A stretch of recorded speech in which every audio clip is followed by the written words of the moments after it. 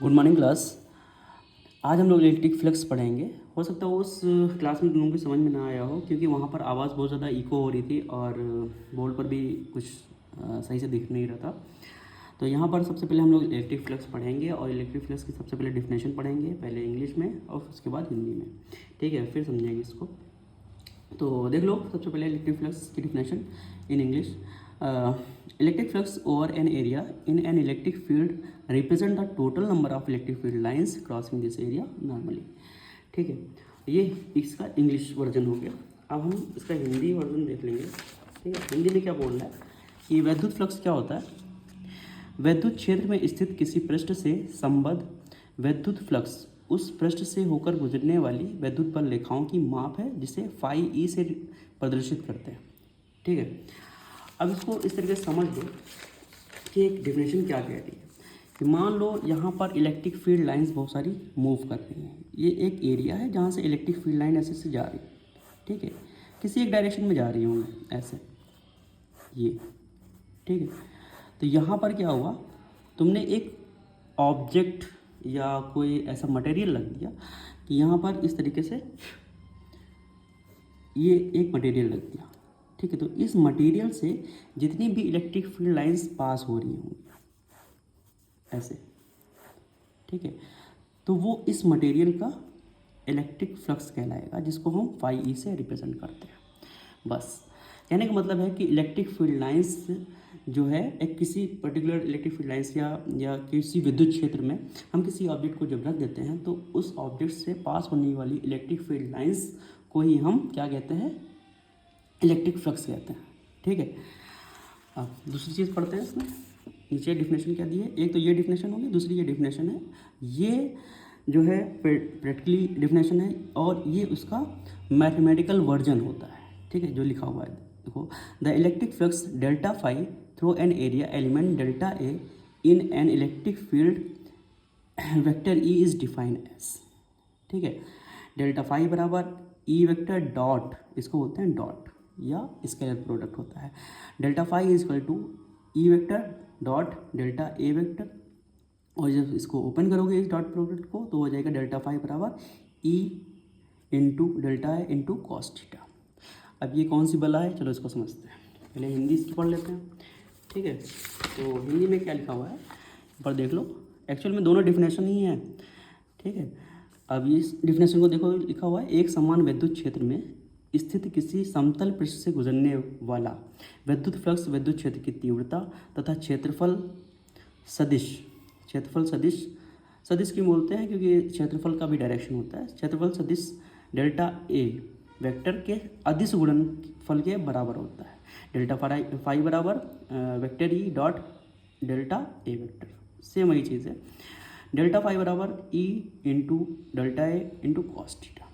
अब ये होता क्या है, इसको समझ लेते हैं।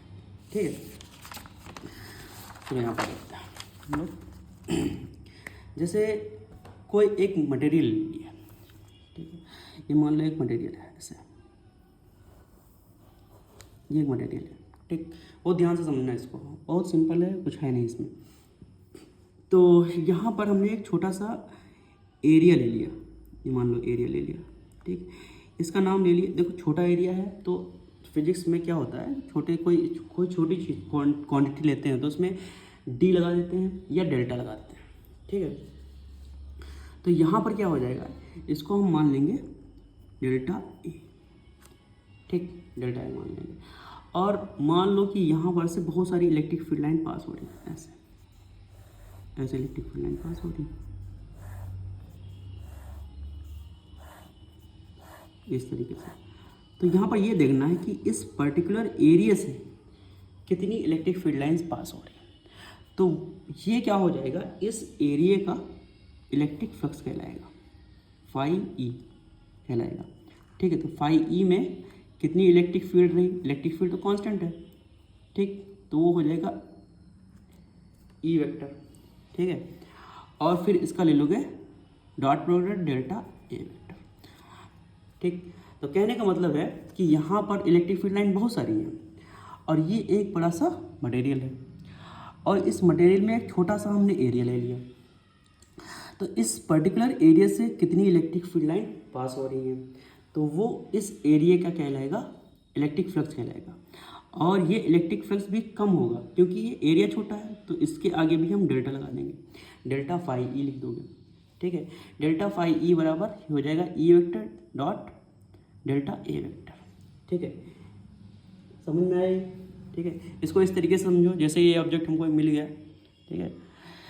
तो इस ऑब्जेक्ट को देखो, ये एक ऑब्जेक्ट है, ठीक है, और ये ऑब्जेक्ट को हमने एक यूनिफॉर्म इलेक्ट्रिक फील्ड में ऐसे रख दिया, ठीक है, और इस पे ले लिया हमने कोई एक छोटा सा एरिया, ठीक है। तो इस पर्टिकुलर एरिया से कितनी इलेक्ट्रिक फील्ड लाइन पास होंगी, तो वो इस एरिया का क्या कहला देगा, इलेक्ट्रिक फ्लक्स कहला देगा, ठीक है। और इसको रिप्रेजेंट करने का तरीका यही होता है, या इसको मैथमेटिकली इस तरीके से लिख सकते हैं कि डेल्टा फाई बराबर होता है ई vector dot delta A vector. अब ई वेक्टर क्या होता है, ये होती है इलेक्ट्रिक फील्ड की इंटेंसिटी, और इलेक्ट्रिक फील्ड की इंटेंसिटी हर जगह क्या होती है, कांस्टेंट होगी, ठीक है। तो इलेक्ट्रिक फील्ड की इंटेंसिटी कांस्टेंट होगी, और ये क्या है, हमारा छोटा सा एरिया हो गया, ठीक है। तो ये समझ में आ गया होगा इतना मैथमेटिकल टर्म, ठीक। अब देखो दूसरी चीज़ देखो, अब मान लो कि ये जो एरिया है हमारा, ये इसके कॉर्नर पर, इसको देख लो, समझ लो। अब मान लो कि ये एरिया है, सॉरी ये मटेरियल है, इसको यहाँ पर रखा हुआ है, इसको कहाँ पर रखा है, यूनिफॉर्म इलेक्ट्रिक फील्ड में, ऐसे ये यूनिफॉर्म इलेक्ट्रिक फील्ड। इसमें छोटे छोटे दो तीन एरिया लेके फिर हम इसको समझते हैं, ठीक है, कि इसको कैसे ओपन करते हैं भाई। इसको जब एक्सप्रेस करोगे, इसको ओपन करोगे, तो ये हो जाएगा ई इंटू डेल्टा है इंटू कॉस थीटा, ठीक है। और थीटा ये एंगल है किसके बीच में, ये भी तो समझना है ना, ठीक। तो यहाँ पर हम दो तीन एरिया ले लेंगे, एक एरिया ये ले लेंगे, ठीक है, एक एरिया यहाँ पर ले लेंगे, और एक एरिया यहाँ पर ले लेंगे, ठीक। अब एरिया क्या होता है, एरिया होता है एक वेक्टर क्वांटिटी, एरिया क्या होती है, एक वेक्टर क्वांटिटी। और इसका जो एरिया का जो डायरेक्शन होता है वो हमेशा सरफेस के परपेंडिकुलर होता है। इसको कैसे समझोगे, अब इसको समझने के लिए, अब देखो जो एरिया होता है, तो एरिया क्या है, एक वेक्टर क्वांटिटी है, ठीक है, एक सदिश राशि है, ठीक है। तो जो भी वेक्टर क्वांटिटीज़ होती हैं उसमें डायरेक्शन होता है।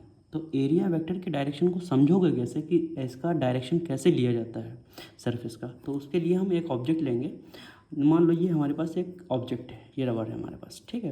तो इसमें तुम देखोगे सरफेस कितने हैं, एक तो ये सरफेस हो गया, एक क्योंकि ये क्यूबॉइड शेप होता है, तो एक सरफेस ये हो गया, एक देखोगे इसका ये सरफेस है, एक ये नीचे, और एक साइड में, ठीक है, इतने सरफेस हैं।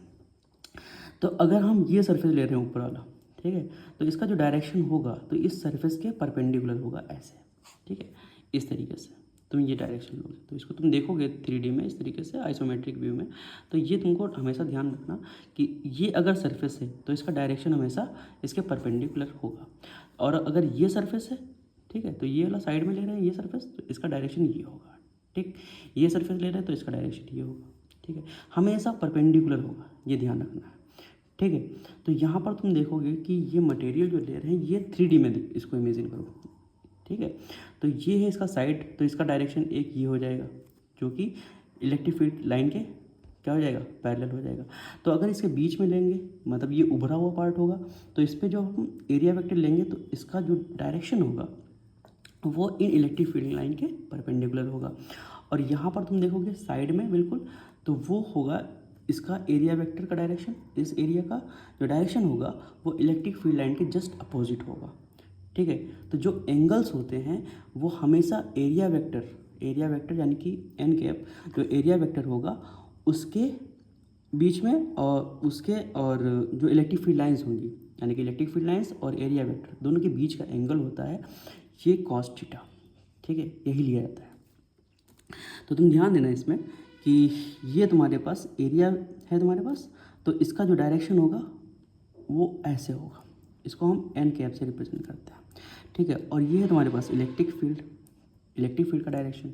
तो देखोगे दोनों वेक्टर क्वांटिटी है, दोनों के बीच में जो एंगल है वो इस कंडीशन में देखोगे वो थीटा कितना हो जाएगा, 0, ठीक है। अब यहाँ पर देखोगे तो यहाँ पर ये बीच का उभरा हुआ पार्ट होगा, यहाँ पर ये हमने एरिया लिया है, तो इसमें तुम इसका डायरेक्शन देखोगे तो वो नीचे की तरफ आएगा ऐसे। तो यहाँ पर तुम देखोगे इलेक्ट्रिक फील्ड इंटेंसिटी और एरिया वेक्टर दोनों के बीच में एंगल बनेगा 90 डिग्री का, समझना इसको ध्यान से। और यहाँ पर क्या हो जाएगा, ये इसके बिल्कुल पीछे की तरफ है, इसकी टेल की तरफ, इस ऑब्जेक्ट के। तो यहाँ पर एरिया वेक्टर लेंगे तो वो एरिया वेक्टर का डायरेक्शन इसके जस्ट अपोजिट होगा, एन कैप। तो यहाँ पर इलेक्ट्रिक फील्ड इंटेंसिटी की डायरेक्शन क्या है, ये है तुम्हारे पास डायरेक्शन, ठीक है। तो दोनों के बीच में एंगल कितना बन जाएगा, 180 डिग्री का। अब देखोगे इलेक्ट्रिक फ्लक्स, इलेक्ट्रिक फ्लक्स की बात करेंगे तो यहाँ पर आ जाएगा, यहाँ पर इस तरीके से यहाँ पर निकालते हैं कि फाई ई कितना हो जाएगा, यहाँ पर ई ए कॉस थीटा डी लिख लेते हैं क्योंकि एरिया तुम्हारा छोटा सा एरिया है। कॉस 0 की वैल्यू होती है 1, तो फाई ई कितना हो जाएगा, ई डी ए, ठीक है। तो यहाँ पर तो फ्लक्स होगा तुमको, वो पॉजिटिव फ्लक्स दिखाई देगा तुमको, ठीक है, ई डी ए। यहाँ पर तुम देखोगे इस पार्ट पर तो क्या हो जाएगा, ई डी ए कॉस 90, कॉस 90 की वैल्यू होती है 0, तो ई डी ए इंटू 0, यानी कि फाई ई कितना हो जाएगा, यहाँ पर 0 हो जाएगा। इसमें कोई फ्लक्स पास नहीं होगा, ठीक है। यहाँ पर फ्लक्स इस एरिया के लिए 0 हो जाएगा।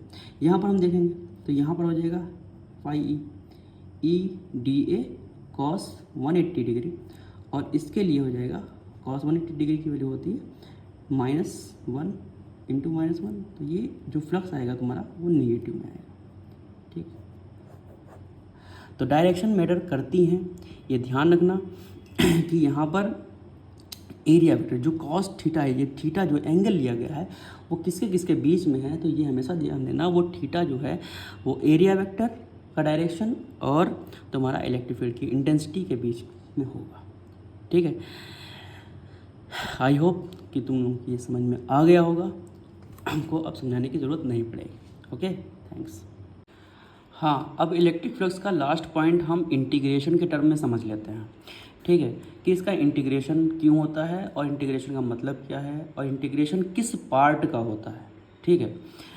ओके, तो हमारे पास जो फार्मूला होता है वो इस तरीके से होता है, फाई इज इक्वल टू होता है ई vector dot delta A vector, या इसको ऐसे भी लिख सकते हैं, ई vector dot D A vector, ऐसे भी लिख सकते हैं, ठीक है। अब इसमें इंटीग्रेशन होता है तो उसको इस तरीके से लिखते हैं, फाई बराबर integration E vector dot delta A vector, ठीक है। और इस इंटीग्रेशन में कुछ इस तरीके का सिंबल लगा दिया जाता है, इसका मतलब होता है क्लोज्ड सरफेस, या हिंदी में इसको बंद पाश भी बोलते हैं, ठीक है। क्लोज सरफेस का मतलब क्या होता है, जो मटेरियल हम लेते हैं, जैसे कोई भी ऑब्जेक्ट लेते हैं तो वो क्लोज होता है ऐसे, ठीक, हर तरीके से बंद होता है। ये नहीं कि एक कॉन्टिन्यूस मटेरियल ले लिए हैं कि वो ख़त्म ही नहीं हो रहा, ठीक है। जैसे ये हमारे पास ये पार्ट है, ठीक है, ये मटेरियल है हमारे पास, तो ये ऐसा नहीं कि ये ख़त्म ही नहीं हो रहा, ये स्टार्ट हो गया यहाँ पर, अब ये मतलब कॉन्टिन्यूस चलता ही जा रहा है। ये क्या है, यहाँ पर इसका एक शेप है, ठीक है, और एक सर्टेन शेप है, और इसको हमने ऐसे रख दिया है कहाँ पर, इलेक्ट्रिक फील्ड की जो इलेक्ट्रिक फील्ड लाइन्स हैं उनके बीच में रख दिया है, तो ये इलेक्ट्रिक फील्ड लाइन्स ये मूव कर रहे हैं, ठीक है, इस तरीके से। अब कहने का मतलब होता है कि इसका इंटीग्रेशन हम क्यों करते हैं, ठीक है, इस तरीके से क्यों लिखते हैं। अब यहाँ पर क्या होता है कि हमने एक छोटा सा पार्ट ले लिया था ये, ठीक, और ये जो पार्ट है ये क्या पार्ट है, इसको क्या माना था हमने, इसको डेल ए वेक्टर या क्या मान लेंगे, डी ए वेक्टर। तो इस एरिया से इलेक्ट्रिक फील्ड लाइन पास हो रही है, और इलेक्ट्रिक फील्ड लाइन पास होने की वजह से इसका जो इलेक्ट्रिक फ्लक्स आ रहा है वो हमारे पास फाई ई आ रहा है। अब इलेक्ट्रिक फ्लक्स फाई ई आ रहा है, छोटा सा एरिया है तो छोटा सा इलेक्ट्रिक फ्लक्स भी होगा, यानी कि डेल ए या डी ए ले रहे हैं तो इलेक्ट्रिक फ्लक्स क्या हो जाएगा, डेल्टा फाई ई हो जाएगा, ठीक है। अब जो इलेक्ट्रिक फील्ड लाइंस होती हैं या इसको जो ई बोलते हैं, ये इलेक्ट्रिक फील्ड की इंटेंसिटी होती है, मतलब विद्युत क्षेत्र की तीव्रता होती है। और इससे हम समझेंगे क्या, जो इलेक्ट्रिक फील्ड होती है, इलेक्ट्रिक फील्ड लाइंस होती हैं, तो हर एक लाइन की एक कैपेसिटी होती है किसी चार्ज को डिस्प्लेस करने की, मतलब ये विद्युत क्षेत्र की एक तीव्रता होती है जो चार्ज को क्या कर देती है, अपने ओरिजिनल पोजीशन से विस्थापित करने की एक क्षमता होती है इसके पास, ठीक है, तो वो हर एक लाइन में सेम होती है। हर एक इलेक्ट्रिक फील्ड लाइंस में विद्युत बल रेखाओं की एक क्षमता होती है जो कि सेम होती है। तो ये जो क्षमता है ये हर एक इलेक्ट्रिक फील्ड लाइंस की सेम होने की वजह से इसकी इलेक्ट्रिक फील्ड यानी कि ई की वैल्यू जो होती है वो कांस्टेंट होती है। कांस्टेंट तो समझते होंगे, ठीक है, चर अचर समझते हो, ठीक। तो वेरिएबल जो होता है वो चर होता है और कांस्टेंट होता है तुम्हारा अचर, ठीक। तो कांस्टेंट होती है इलेक्ट्रिक फील्ड की इंटेंसिटी।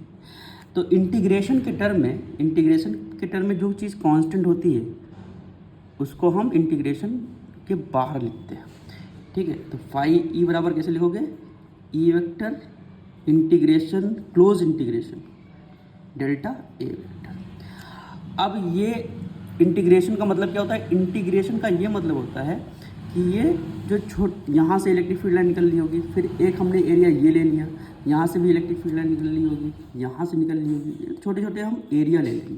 तो हर एक एरिया को हम क्या कर देंगे, ऐड कर देंगे। तो ये हमको पता चल जाएगा कि हर एक एरिया से कितना इलेक्ट्रिक फ्लक्स निकल रहा है, ठीक है। उस फ्लक्स को हम ऐड कर देंगे तो टोटल एरिया से हमको ये पता चल जाएगा कितना इलेक्ट्रिक फ्लक्स पास हुआ है, ठीक है। तो इसलिए हम क्या करते हैं, इसका इंटीग्रेशन करते हैं, ओके, थैंक यू। हाँ, अब चलो इसकी जल्दी जल्दी क्वेश्चन न्यूमेरिकल्स देख लेते हैं, ठीक है। तो न्यूमेरिकल्स को हम लोग पढ़ेंगे पहले। इसमें एक बार इंग्लिश में लिखा है मैंने और एक बार हिंदी में लिखा है, ठीक है। तो थोड़ी तो मेहनत लगी है, तुम लोग भी पढ़ लेना अच्छे से। और चलो फिर देखते हैं। Consider uniform electric field E equal to 3 × 10⁻³ I cap newton per coulomb, ठीक है। What is the flux of this field through a square of 10 centimetre on a side whose plane is parallel to y set, ठीक है। तो पहले हम इसका Hindi version पढ़ लेते हैं, इंग्लिश वर्जन पढ़ लिया है। तो हिंदी में क्या लिखा हुआ है, माना E vector equal to 3 × 10⁻³ I cap newton per coulomb का एक समान विद्युत क्षेत्र है, ठीक है। कोई विद्युत क्षेत्र है, उसकी इंटेंसिटी यानी कि विद्युत क्षेत्र की तीव्रता दी गई है 3 × 10⁻³ I cap newton per coulomb. पहला इसका जो क्वेश्चन है उसमें तो 10 सेंटीमीटर के एक वर्ग से गुजरने वाले क्षेत्र का फ्लक्स क्या होगा यदि इसकी भुजा YZ तल के समानांतर हो, ठीक है। फिर इसका इंग्लिश वर्जन देखते हैं, बी ऑप्शन देखते हैं। बी ऑप्शन में क्या कर रहा है, what is the flux through the same square if the normal to its plane makes a 30 degree angle with X axis, ठीक है।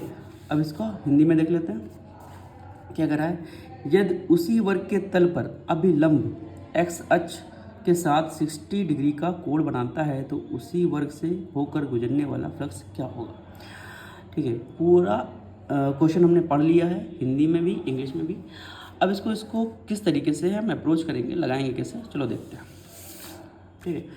तो यहाँ पर क्या कह रहा है, कंसीडर यूनिफॉर्म इलेक्ट्रिक फील्ड। तो सबसे पहले हम क्या बनाएंगे, यूनिफॉर्म इलेक्ट्रिक फील्ड बनाएंगे। और कैसे बनेगी भाई, बना दूँगी, ये है तुम्हारी यूनिफॉर्म इलेक्ट्रिक फील्ड, ये बना दिया मैंने, ठीक, ओके। फिर ये कह रहा है what is the flux of this field through a square of 10 centimetre on a side whose plane is parallel to the YZ plane, ठीक है। 10 सेंटीमीटर का एक वर्ग से गुजरने वाले क्षेत्र का फ्लक्स क्या होगा यदि इसकी भुजा YZ तल के समानांतर। तो सबसे पहले हम कार्टेशियन तल बनाएंगे, कार्टेशियन प्लेन बनाएंगे। वो कैसे बनाएंगे हम, इस तरीके से, ये है तुम्हारा कार्टेशियन प्लेन, ये एक्स एक्सिस, ये वाई एंड ये जेड, ठीक है। तो वर्ग को कैसे रखा गया है, यानी कि स्क्वायर को किस तरीके से रखा गया है, वाई जेड जो प्लेन है, वाई जेड जो तल है उसके समानांतर रखा गया है, उसके पैरेलल रखा गया। तो इस तरीके से बनाओगे, ये तुम्हारा वर्ग है, ये, ठीक है, ऐसे रखा गया। और इस वर्ग की जो क्या कहते हैं उसको, साइड है वो 10 सेंटीमीटर रखी गई, ठीक, वो 10 सेंटीमीटर रखी गई। देखो ये 10 सेंटीमीटर, तो ये भी क्या है 10 सेंटीमीटर। अच्छा, इसकी इंटेंसिटी क्या है, इंटेंसिटी है E equal to 3 × 10⁻³ I cap newton per coulomb. देखो इंटेंसिटी एक वेक्टर क्वांटिटी है, तो वेक्टर क्वांटिटी में डायरेक्शन रिप्रेजेंट करना ज़रूरी होता है, ठीक है। तो इसलिए यहाँ पर क्या करा गया है, आई कैप को रख दिया गया है, ये तुम्हारा आई कैप। आई कैप से क्या रिप्रेजेंट होता है कि ये जो डायरेक्शन है वो एक्स एक्सिस के अलॉन्ग है। अगर माइनस आई कैप होता तो वो एक्स एक्सिस के अपोजिट होता, ठीक है। समझ में आ रहा है? आई कैप है यानी कि इसकी जो डायरेक्शन है इलेक्ट्रिक फील्ड की वो एक्स जो साइड है तो एक्स एक्सिस है उसके पैरेलल है, ठीक है। अब यहाँ पर से कह रहा है कि इसमें जो इलेक्ट्रिक फ्लक्स पास होगा उस इलेक्ट्रिक फ्लक्स की वैल्यू निकालो। तो तुमको बताया था कि जो एरिया वेक्टर होता है ये एक तुम्हारी वेक्टर क्वांटिटी है, एरिया वेक्टर, इसका डायरेक्शन होता है। तो अगर ये इस तरीके से रखा हुआ है, ठीक है, वाई जेड प्लेन में, तो इसका डायरेक्शन क्या होगा, एन कैप, वो इस डायरेक्शन होगा एन कैप, और इलेक्ट्रिक फील्ड का डायरेक्शन ये है, ठीक है। दोनों एक ही डायरेक्शन में। समझ में आ रहा है कि एरिया वेक्टर एन कैप ऐसे रखा हुआ है और ई वेक्टर भी एक ही डायरेक्शन में है, तो ये दोनों के बीच में एंगल कितना हो जाएगा, थीटा हो जाएगा यहाँ पर 0। और फाई की वैल्यू क्या होती है, फाई बराबर होता है ई वेक्टर डॉट ए वेक्टर। ये क्या हो जाएगा, फाई बराबर ई ए कॉस थीटा। अब यहाँ पर ए नहीं है हमारे पास, तो ए बराबर क्या हो जाएगा भाई, ए बराबर हो जाएगा साइड का स्क्वायर, ठीक। साइड क्या है हमारे पास, 10 सेंटीमीटर, इसको मीटर में चेंज करोगे तो ये हो जाएगा 10 इंटू 10⁻²मीटर, ठीक। इसका स्क्वायर करोगे, यहाँ पर इसका स्क्वायर कर दो तो कितना हो जाएगा, 10 इंटू, ऐसे लिखोगे 10 का स्क्वायर 10⁻⁴, ऐसे, क्योंकि दोनों पर स्क्वायर हो जाएगा ना, 10 का स्क्वायर हो जाएगा और 10⁻² का भी स्क्वायर हो जाएगा, तो ये आंसर आ जाएगा 10⁻² मीटर स्क्वायर। ये तुम्हारा एरिया आ गया। यहाँ पर वैल्यू पुट करो, फाइव बराबर कितना हो जाएगा, ई की वैल्यू कितनी है, 3 इंटू 10⁻3। अब यहाँ पर आई ना लिख देना, हाँ, तो इसमें इलेक्ट्रिक फील्ड की इंटेंसिटी की वैल्यू कितनी थी, 3 इंटू 10⁻3, और एरिया कितना है हमारे पास, 10⁻², ठीक है। तो कॉस थीटा की वैल्यू क्या होती है, cos theta equal to 0, cos theta 0, ठीक है। कॉस 0 की वैल्यू 1, तो यहाँ पर क्या लिख दोगे 1, तो फाई की वैल्यू कितनी आ जाएगी, 3, और ये 10⁻3 और 10⁻²। तो मल्टीप्लिकेशन में जब बेस सेम होते हैं तो पावर्स क्या हो जाती है, ऐड हो जाती है, तो 10⁻3 - 2 ऐड करोगे तो कितना हो जाएगा, 3 इंटू 10⁻1, तो कितना आ जाएगा 30। और इसकी यूनिट क्या हो जाएगी भाई, ये इलेक्ट्रिक फील्ड की इंटेंसिटी की यूनिट क्या होती है, न्यूटन पर कूलम और इंटू एरिया की मीटर स्क्वायर। तो कैसे लिखोगे, phi is equal to 30 newton metre square upon coulomb. ये इसका फाइनल आंसर हो जाएगा, ठीक है। अब देखो, ये तो नॉर्मल क्वेश्चन था, बिल्कुल सिंपल सा क्वेश्चन था कि इसमें वाई जेड प्लेन है जो तुम्हारे, इसके पैरेलल तुमने इसको स्क्वायर को रख दिया, तब तुमको फ्लक्स निकालना था। अब इस जो स्क्वायर को क्या करेंगे हम, दूसरे क्वेश्चन में क्या बोल रहा है, what is the flux through the same square if the normal to its plane makes a angle 60 degree with the axis X axis से 60 डिग्री जब एंगल पर इस प्लेन को घुमाया जा रहा है, तब पूछ रहा है कि इस प्लेन से कितना फ्लक्स पास होगा। हिंदी में देख लो, यदि उसी वर्ग को तल पर अभिलंबवत एक्स एक्सिस के साथ एक्स डिग्री का कोण बनाता है तो उसी वर्ग से होकर गुजरने वाला फ्लक्स क्या होगा। अब देखो, इसको अगर हल्का सा घुमा दें, यहाँ पर देखो, पहले फ्लक्स, ये इलेक्ट्रिक फील्ड लाइन्स थी ऐसे, और फ्लक्स को घुमाया गया, फ्लक्स को रख दिया गया ऐसे एक एंगल पर। तो यहाँ पर तुम देखोगे एंगल किसके बीच में होगा, एरिया वेक्टर और इलेक्ट्रिक फील्ड लाइन्स के बीच में। तो ये इलेक्ट्रिक फील्ड लाइन हो गई और ये एरिया वेक्टर, तो इसके बीच में एंगल कितना बन गया हमारे पास, एन कैप है ये, ठीक है, एन कैप पढ़ोगे, ये एंगल है 60 डिग्री। अब फाई बराबर कितना हो जाएगा, फाई बराबर ई वेक्टर डॉट ए वेक्टर, इसको ओपन करोगे तो ई ए कॉस 60 हो जाएगा यहाँ पर थीटा की जगह। तो यहाँ पर लिखोगे ई की वैल्यू कितनी थी, 3 इंटू 10⁻⁻3, सॉरी 3 था, ठीक। एरिया कितना हो जाएगा 10⁻⁻2, और 60 की वैल्यू क्या आती है, 1/2 होती है शायद, नहीं, हाँ 1/2 होती है, ठीक। तो कितना हो जाएगा भाई, 30 ये वैल्यू आ ही रही थी, ऊपर से देख लोगे, ठीक।